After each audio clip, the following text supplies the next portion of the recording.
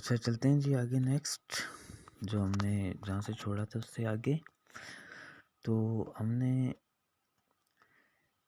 Impose तक कर लिया था। आगे चलते हैं, आगे करेंगे इसको ओके करते हैं तो इस तरह का डायलॉग बॉक्स आ जाएगा। तो आगे नेक्स्ट चलते हैं। 3D में आप अगर अपने टेक्स्ट को लेके जाना चाहते हैं तो ये देखेंगे 3D यहाँ से इस तरह का हो जाएगा। इसको माइनस में करेंगे तो इस तरह का आ जाएगा, तो प्लस की तरफ करेंगे तो इस तरह का 3D टेक्स्ट आ जाएगा। दाएं से बाएं, लेफ्ट से राइट करना चाहते हैं तो इस तरह से भी आप घुमा सकते हैं इसे। ये होता है 3D। फिर से 3D के ऊपर क्लिक किया और इसको वापस हम कर लेते हैं। तो ये देखें, इसको ओके करें, 3D पे फिर से जाएं। जैसे मैंने इसको बैक कर दिया 3D। अब 3D टेक्स्ट के ऊपर चलते हैं, फिर से इसको करेंगे तो इस तरह का 3D हमारे पास आ जाएगा।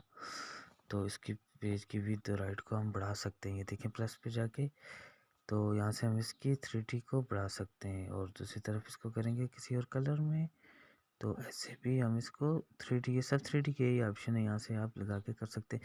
काम करने का तरीका हमें आना चाहिए। नेक्स्ट, अब 3D के शेडो के ऊपर चलते हैं। अगर तो शेडो के ऊपर चलेंगे तो इस तरह का इसके पीछे हम शेडो भी लगा सकते हैं, साया। लेकिन उससे पहले अपने 3D को कैंसिल कर देना। अब इसके ऊपर हम शेडो लगा सकते हैं।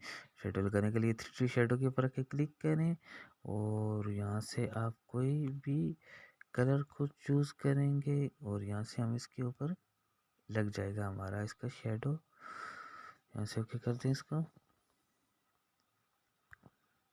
तो हम 3D इसके ऊपर शेडो भी कर सकते हैं।